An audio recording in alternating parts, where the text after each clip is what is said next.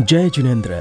परम पूज्य आचार्य श्री 108 वसुनंदी जी महाराज के मंगलाशीर्वाद एवं परम पूज्य मुनि श्री शिवानंद जी महाराज एवं परम पूज्य मुनि श्री प्रश्मानंद जी महाराज की पावन प्रेरणा से आइए श्रवण करते हैं भट्टारक रत्न चंद्र विरचित सुभौम चक्रवर्ती चरित्र, चौथा सर्ग। अथानंतर जिन्हें बहुत बड़े राज्य की महालक्ष्मी प्राप्त हुई है और जो सिंह के समान महापराक्रमी हैं, ऐसे वे दोनों भाई राजा सहस्त्रबाहु की संतान को नाश करने के लिए तैयार हुए।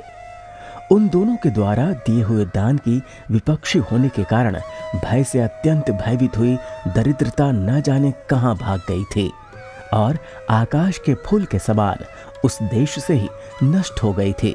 लिखा भी है, रेणुका का पुत्र परशुराम जिस समय ब्राह्मणों को पृथ्वी दे रहा था, उस समय कुलाचल पर्वत ही उसकी सीमा के पत्थर बन गए थे और समुद्र का जल ही दान देते समय छोड़ी हुई जल की धारा बन गई थी। ऐसा वो परशुराम सदा जयशील हो। इस प्रकार सब राज्य को ब्राह्मणों का बनाकर वे दोनों भाई बड़े ही शोभायमान हुए थे। सो ठीक ही है, क्योंकि ऐश्वर्य के उदय को बढ़ाकर ऐसा कौन श्रेष्ठ पुरुष है जो पूज्य पुरुषों की पूजा ना करे। अर्थात ऐश्वर्य को पाकर सभी श्रेष्ठ पुरुष पुरुषों की पूजा करते हैं। वे दोनों भाई शत्रुओं के लिए वज्र के समान थे, जेठ के महीने में तपते हुए सूर्य के समान महान प्रतापी थे। 21 बार शत्रुओं के वंश को नाश करने वाले थे और क्रोधित होकर अपने हाथ से अनेक राजाओं के मस्तक काटकर तथा उन मस्तकों की मुंडमाला बनाकर सब दिशाओं में पत्थर के खंभों में लटकाने वाले थे। उन दोनों भाइयों ने अपनी प्रचंड भुजाओं से समस्त शत्रुओं के समूह को नाश कर दिया था और इस प्रकार वे दोनों भाई समस्त पृथ्वी का और समस्त लक्ष्मी का अनुभव करते थे। अथानंतर राजा सहस्त्रबाहु की रानी चित्रमती का बड़ा भाई शांडिल अपनी विपरीत बुद्धि के कारण और मिथ्यात्व की भरी हुई वासना के कारण तपस्वियों का व्रत धारण कर तापसी हो गया था। जिस समय परशुराम के द्वारा शत्रुओं के नाश करने का उपद्रव चल रहा था, उसी समय राजा की यानी परशुराम की आज्ञा के पहले ही लोगों को बिना मालूम किए ही उस शांडिल तपसी ने गर्भिणी रानी चित्रमती को बाहर निकाल लिया था। सो ठीक ही है। लिखा भी है, संपत्ति और विपत्ति महापुरुषों को ही हुआ करती है, छोटे पुरुषों को नहीं होती। चंद्रमा घटता है और चंद्रमा ही बढ़ता है, तारागण न घटते हैं न बढ़ते हैं। इस प्रकार शास्त्रों में कही हुई बातों को समझा समझा कर उस शांडिल तपसी ने पति और पुत्र के मर जाने से जो शोक उत्पन्न हुआ था और उससे रो रो कर जिसने अपने सब कपड़े भिगो लिए थे, ऐसी अपनी बहन को खूब ही समझाया। तदनंतर उस शांडिल ने विचार किया कि संसार में जो निर्भय स्थान हो वहीं पर इस रानी को छोड़ देना चाहिए। यही सोचकर वो शांडिल अपनी बहन को लेकर सिद्धार्थ नाम के मुनिराज के समीप पहुंचा। वो वहां जाकर कहने लगा कि हे भगवान, दुख से दुखी हुए जीवों के आप ही शरण हैं, क्योंकि साधु जनों को छोड़कर दुखी जनों को और कोई ऐसा आश्रय नहीं है। तपस्वियों में मुख्य तपसी ऐसे उस शांडिल ने अपनी बहन से इस प्रकार कहा। परशुराम और इंद्रराम की सब करतूत बतलाई और फिर उस गर्भिणी बहन को उन्हीं मुनिराज के समीप छोड़कर वो वहां से चलने लगा। चलते समय उसने अपनी बहन से कहा कि मेरे मठ में कोई नहीं है, इसलिए मैं वहां जाकर फिर लौट कर आता हूं। तब तक तू बिना किसी भय से यहां बैठी रहना। इस प्रकार अपनी बहन को समझाकर वो तपसी वहां से अपने मठ की ओर चला गया। परंतु दैव योग से उसी समय उसके 9 महीने पूरे हो गए थे, इसलिए उसके उसी समय एक उत्तम पुत्र उत्पन्न हुआ। देखो, कहां तो चक्रवर्ती का जन्म और कहां वो कठिन पृथ्वी। पहले जन्म में जो घोर अशुभ कर्मों का बंध किया जाता है, उसका उदय होने पर उसका फल भोगना ही पड़ता है। वो किसी प्रकार भी छूट नहीं सकता। जिस दिन शुभ तिथि थी, उस समय खोटे ग्रह लग्न को नहीं देख रहे थे। शुभ नक्षत्र क्रूर ग्रहों से आक्रांत थे। केंद्र स्थान शुभ थे। लग्न मिथुन और कन्या के आश्रित थे और वो 8वें तथा 6ठे घर में थी। तथा केंद्र त्रिकोण में था और राहु 12वें में था, उस समय उसके पुत्र उत्पन्न हुआ। लिखा भी है कि लग्न जिस समय मिथुन और कन्या के आश्रित हो तथा 8वें और 6ठे घर में हो, बृहस्पति केंद्र स्थान में हो व त्रिकोण में हो, तो वो मनुष्य शूरवीर, बलवान, भोगोपभोग सेवन करने वाला होता है, हाथी, घोड़े और छत्र का स्वामी होता है और अनेक पुत्रों वाला होता है। जिस समय अपने घर का ग्रह उच्च मार्ग में था और समस्त ग्रह उच्च मार्ग स्थित थे, ऐसे शुभ समय में उस चित्रमती के पुत्र उत्पन्न हुआ था। उस पुत्र के शंख, चक्र, गदा, छत्र, स्वस्तिक, पंखा आदि 32 लक्षण विराजमान थे और वो भरत क्षेत्र का होनहार स्वामी था। उसके जन्म समय में तीनों ग्रह अत्यंत उच्च अवस्था में पड़े थे, इसलिए वो पुत्र अपने उत्तम समय के आने पर प्रशंसनीय चक्रवर्ती की लक्ष्मी को प्राप्त होने वाला था। उस समय चंद्रमा भी उसकी तुलना को प्राप्त नहीं होता था, क्योंकि चंद्रमा पक्षपाती है। शुक्ल पक्ष में ही उदय होता है, कृष्ण पक्ष में उदय नहीं होता। परंतु वो पुत्र पक्षपाती नहीं था, किसी का पक्ष नहीं लेता था, उसको एक सी दृष्टि से देखता था। इसी प्रकार चंद्रमा कलंकी है, वो कलंकी नहीं था। चंद्रमा को राहु ढक लेता है, परंतु उसे कोई नहीं दबा सकता था। चंद्रमा निशाकार अर्थात रात्रि में ही उदय होता है, परंतु वो दिन रात सदा उदय रूप रहता है। चंद्रमा दोषाश्रित अर्थात रात्रि के ही आश्रित था, परंतु वो पुत्र दोषाश्रित नहीं था, किसी दोष के आश्रय नहीं था। और चंद्रमा उदय होते समय ही दैदीप्यमान होता है, परंतु वो सदा दैदीप्यमान रहता था। इस प्रकार चंद्रमा भी उसकी बराबरी नहीं कर सकता था। इसी प्रकार दीपक भी उसकी तुलना को प्राप्त नहीं होता था, क्योंकि दीपक स्थान को काला कर देता है। वो अपनी कीर्ति से छहों खंडों को सफेद करने वाला था। दीपक नीचे की ओर अंधेरा करता है, वो कहीं भी अंधेरा व अन्याय नहीं करता था।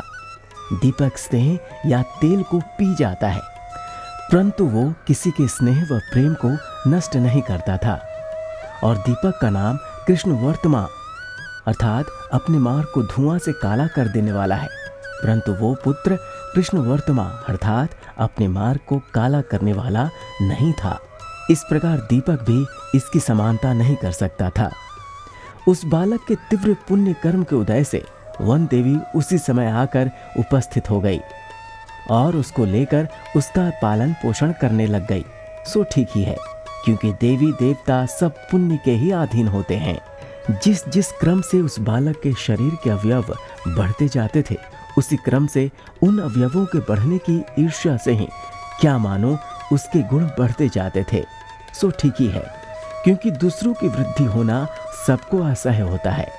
इस प्रकार चित्रमती रानी के कितने ही दिन बीत गए, तब किसी एक दिन वन देवताओं को साथ लेकर उस चित्रमती ने श्री सिद्धार्थ मुनिराज से पूछा कि हे भगवान, इस बालक का जन्म आपके चरण कमलों के आश्रय में हुआ है, इसलिए अनुमान से तो इसके भाग्य का उदय जान लिया है। तथापि हे देव, आप इसका शुभाशुभ बतला दीजिए। चित्रमती का ये प्रश्न सुनकर मुनिराज कहने लगे, हे देवी, अब तो किसी प्रकार की चिंता मत कर। अब तेरे दुखों के अंत होने का समय बहुत ही निकट आ गया है। ये तेरा बालक इक्ष्वाकु वंश रूपी समुद्र को बढ़ाने के लिए एक चंद्रमा के समान है तथा 16वें ही वर्ष में सार्वभौम पद को, चक्रवर्ती पद को प्राप्त हो जाएगा। इस भरत क्षेत्र के 6 खंडों में रहने वाले जितने राजा हैं, जितने विद्याधर हैं और जितने देव हैं, उन सब में मिलकर जितना बल है, उससे अधिक बल इस बालक में है। फिर भला तो व्यर्थ ही चिंता क्यों करती है? जलते हुए चूल्हे पर रखे हुए बड़े कढ़ाव में भरे हुए धीमे से गरम गरम पुओं को अपने हाथ से निकालकर वो बालक भक्षण करेगा। ये इसके होनहार चक्रवर्ती पने का चिन्ह है। तो इस बात का निश्चय रख, इसलिए अब तू किसी बात का डर मत कर। इस प्रकार उस दुखनी रानी को उसके होनहार पुत्र के समाचार सुनकर दयालु मुनिराज श्री सिद्धार्थ ने अपना नाम सार्थक किया। तदंतर उस रानी ने फिर पूछा, हे भगवान, इस दुख का कारण क्या है?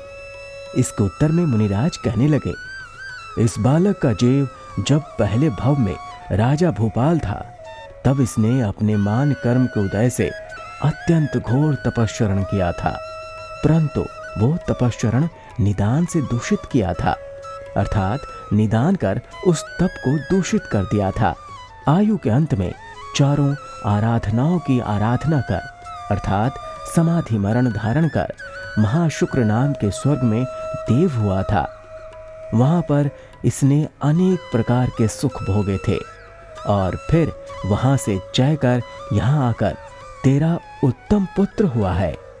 हे देवी, इसके गर्भ में रहने पर माता पिता को जो दुख हुआ है, उसका मूल कारण आचार्यों ने निदान ही बतलाया है।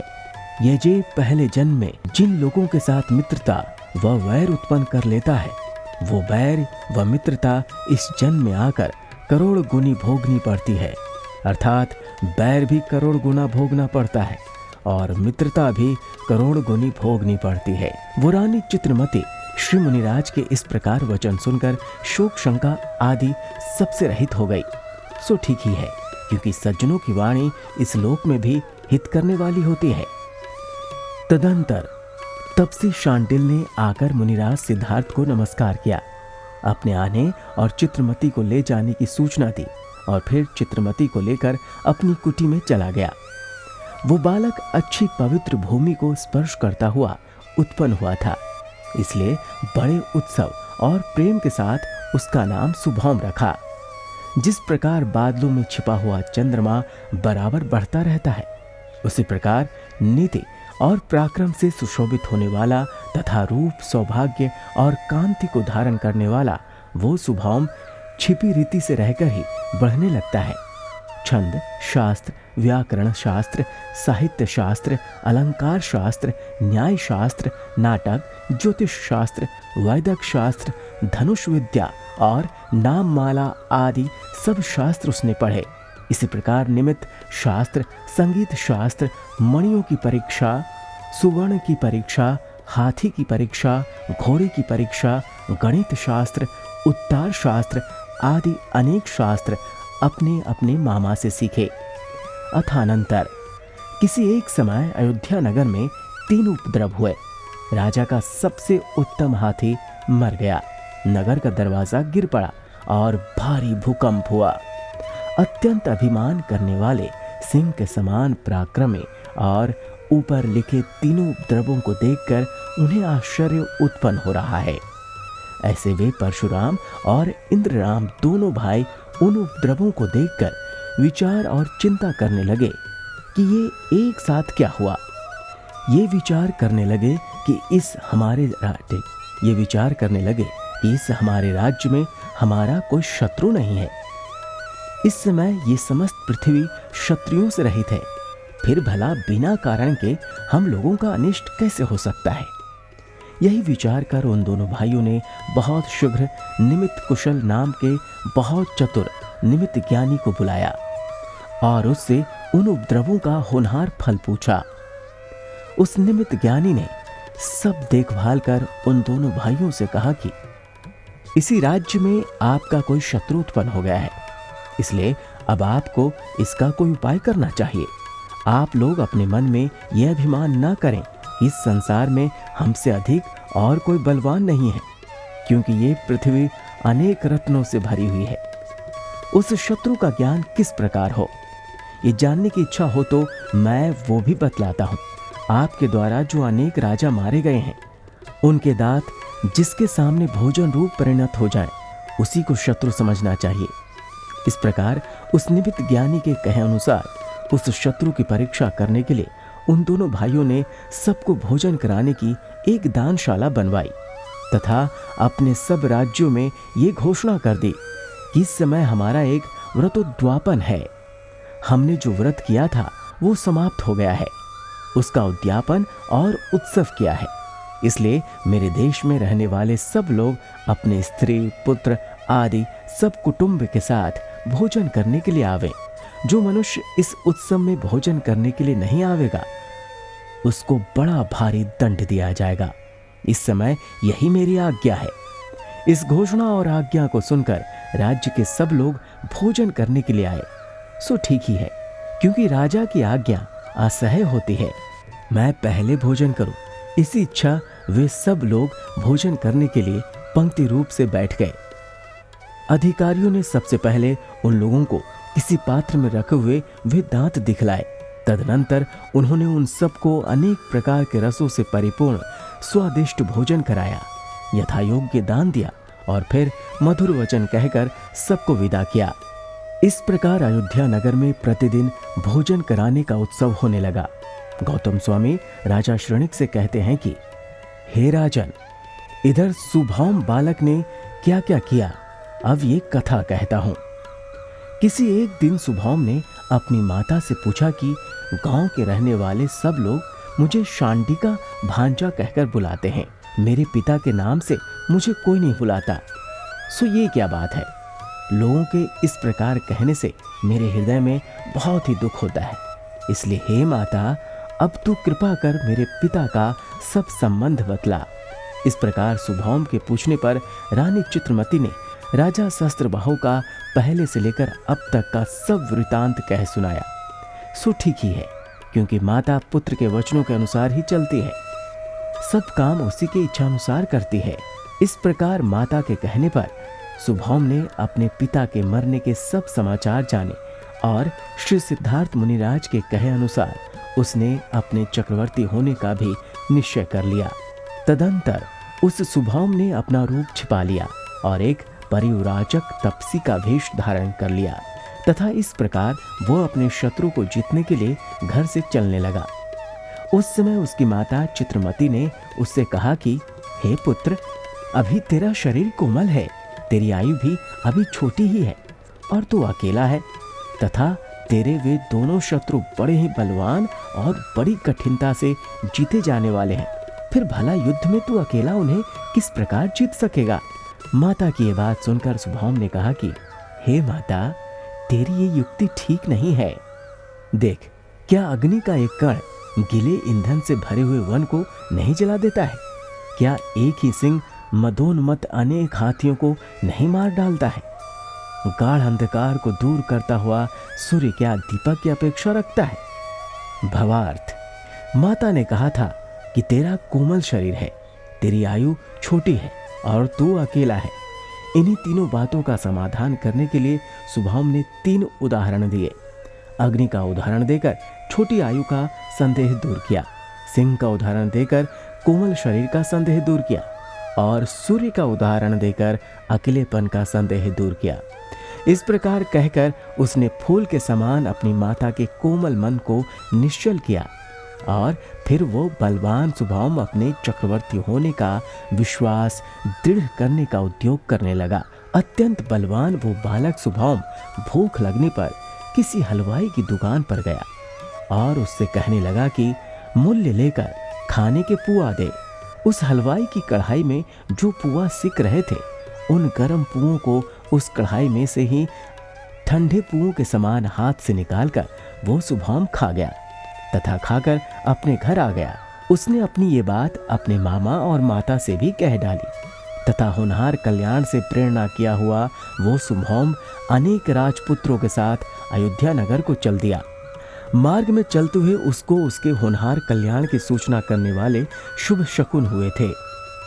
गधे आदि बुरा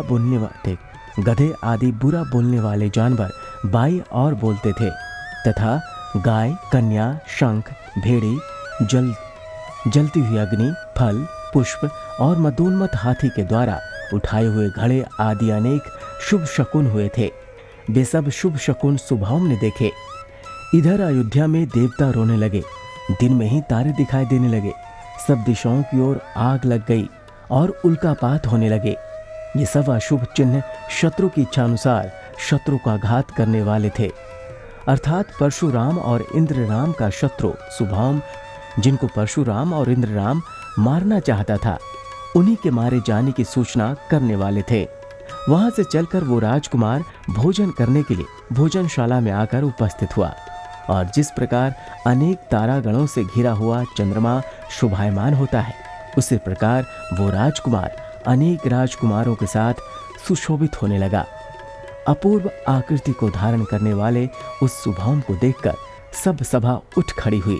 सो ठीक ही है, क्योंकि सिंह के आ जाने पर भला हिरण किस प्रकार ठहर सकते हैं। उन दानशाला की रक्षा करने वाले अधिकारियों ने सबसे पहले पात्र में रखे हुए दांत दिखलाए, परंतु उस महापुण्यवान की दृष्टि पड़ते ही वे दांत शाली चावल के रूप में बदल गए। इस घटना को देखकर उन अधिकारियों ने बड़ी जल्दी राजा को जाकर खबर दी और निवेदन किया कि निमित्त कुशल नाम के निमित्त ज्ञानी ने जिस पुरुष के लिए कहा था, वो पुरुष यहाँ ही आ गया है। ये सुनकर परशुराम ने अपने समीप रहने वाले योद्धाओं से कहा कि तुम लोग जाओ और पीछे से कुछ झगड़ा कर उसको पकड़कर मेरे पास ले आओ। बड़े बलवान और यमराज के समान वे दुष्ट योद्धा राजा की आज्ञा पाकर नमस्कार कर कुमार को पकड़ने के लिए निकले।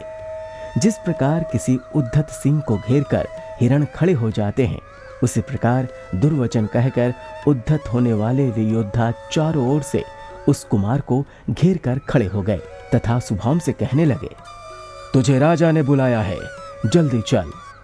योद्धाओं की ये बात सुनकर सुभौम ने कहा, मैं नहीं आता, वही चला आवे, मैं भी उसके बल को देखना चाहता हूँ। ये कहकर सुभौम ने उन योद्धाओं को घूंसों की मार जमाई। उनके मस्तकों में से कीचड़ उछल उछल कर गिरने लगी तथा भय रूपी ज्वर के वशीभूत वे सब योद्धा भागकर दशों दिशाओं में जा छिपे। ये सब समाचार सुनकर राजा परशुराम अत्यंत क्रोधित रूपी अग्नि से लाल हो गया और अपनी सब सेना तैयार कर कल्पकाल के अंतिम समय के समान युद्ध करने के लिए उठा। सुभौम ने सामने आए हुए अपने पिता की हत्या करने वाले शत्रु को देखा और उद्धत सिंह के बच्चे के समान शीघ्र ही उसके सामने जा पहुंचा। उसी समय उसके पुण्य कर्म के उदय से जन्म से लेकर उसकी रक्षा करने वाला भरत क्षेत्र का अधिपति वयंतर देव उसकी सहायता करने की इच्छा से आ पहुंचा। उस वयंतर देव ने क्षण भर में मायामयी चारों प्रकार की हाथी, घोड़े, रथ, प्यादे सेना तैयार कर दी।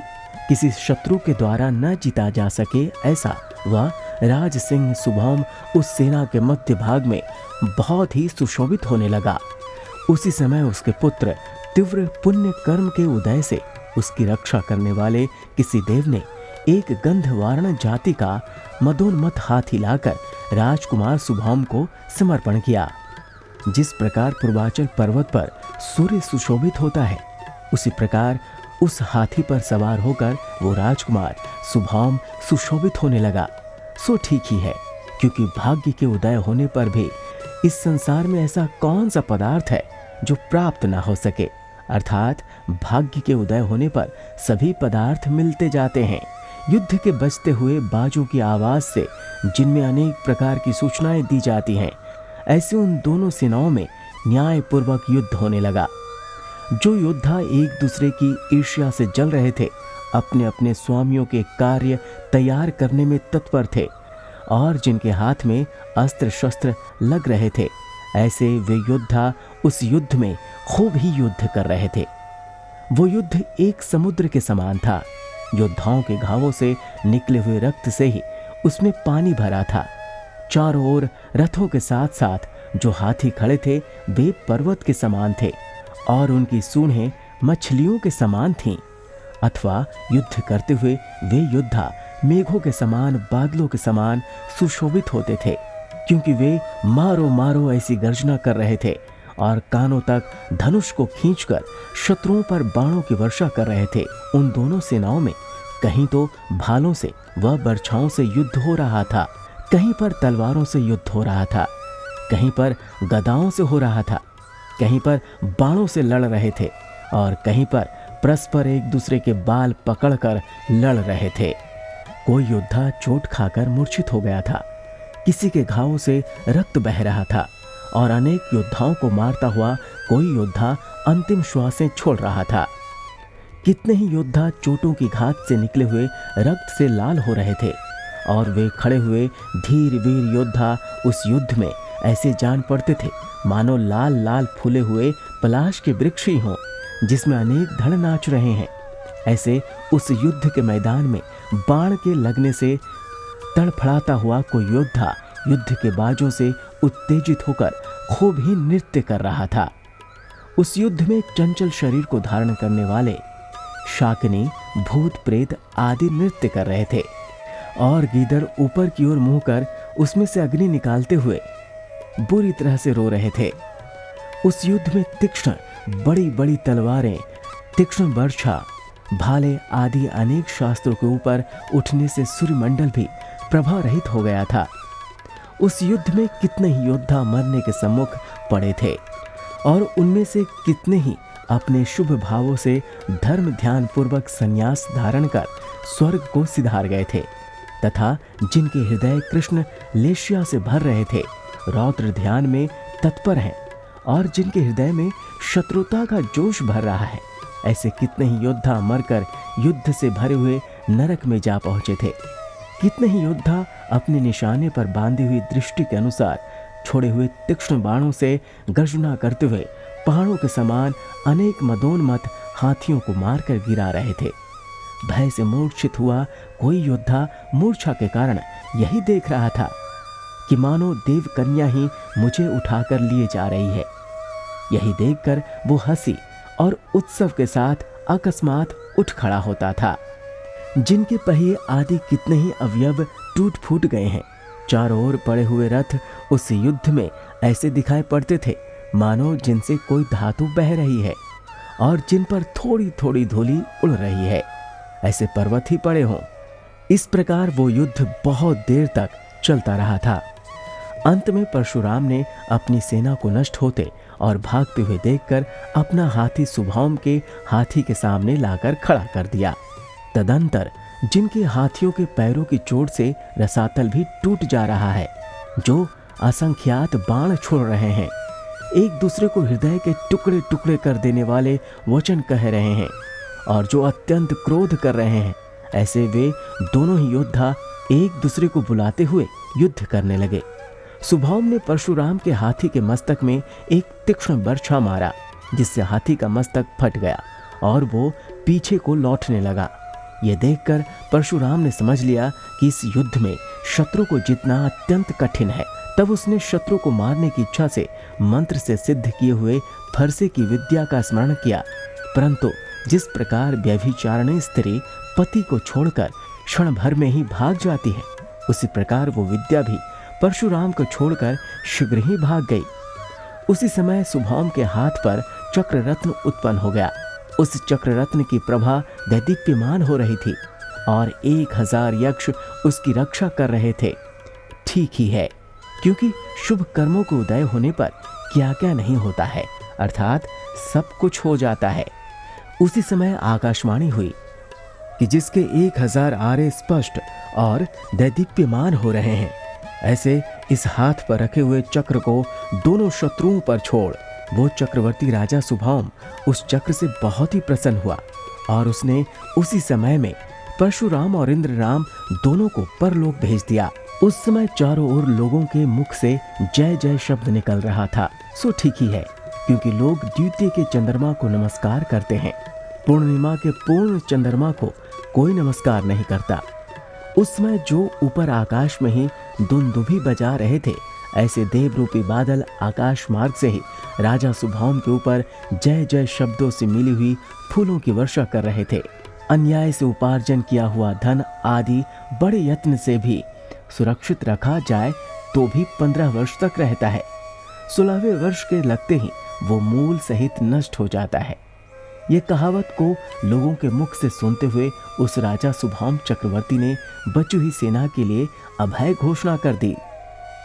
जिस प्रकार प्रलय काल हो जाने के बाद छिपे हुए लोग बाहर निकलकर सुखी होते हैं, उसी प्रकार परशुराम के भय से छिपकर जहां कहीं रह सके, वे सब राजा सुभौम का आश्रय पाकर सुखी हो गए। उस राजा सुभौम के पुण्य कर्म के उदय से छत्र, असी यानी तलवार, दंड और चक्र से 4 रत्न उसकी आयुधशाला में उत्पन्न हुए थे। कांकड़ी, चर्म और मणि, ये 3 रत्न उसके श्रीगृह में उत्पन्न हुए थे तथा पुरोहित, गृहपति, स्थपति, सेनापति, हाथी, घोड़ा और कन्या, ये 7 सजीव रत्न विद्याधर लोग विजयार्थ पर्वत पर से लाए थे। इसी प्रकार नदी के गिरने के स्थान पर उत्पन्न हुए 9 निधियों का भी गणामर जाति के देव लाए थे। भगवान अरनाथ तीर्थंकर के बाद 200 करोड़ 32 वर्ष बीत जाने पर वो शुभौम चक्रवर्ती हुआ था। उसकी 8000 वर्ष की आयु थी। 28 धनुष ऊंचा शरीर था। तपाए हुए सुवर्ण के समान उसके शरीर की कांति थी और वो इक्ष्वाकु वंश में सिंह के समान उत्पन्न हुआ था। देखो, इस धर्म के प्रभाव से 6 खंडों की विभूति को प्राप्त करने वाला और समस्त राजाओं के द्वारा पूज्य ऐसा चक्रवर्ती का पद प्राप्त होता है तथा धर्म के ही प्रभाव से इंद्र, धर्मेंद्र आदि के द्वारा जिनके चरण कमलों की सेवा की जाती है, ऐसे तीर्थंकर का पद प्राप्त होता है। यही समझकर खंडेलवाल जाति में उत्पन्न हुए और पाटनी गोत्र को सुशोभित करने वाले दयालु हेमराज आदि भव्य जीवों की पुण्य कर्म के उदय से प्राप्त हुए इस धर्म को अवश्य पालन करना चाहिए।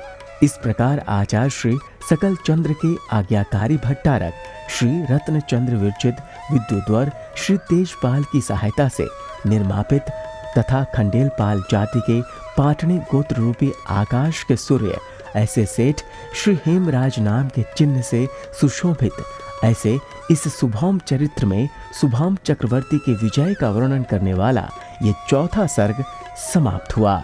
जय जिनेंद्र।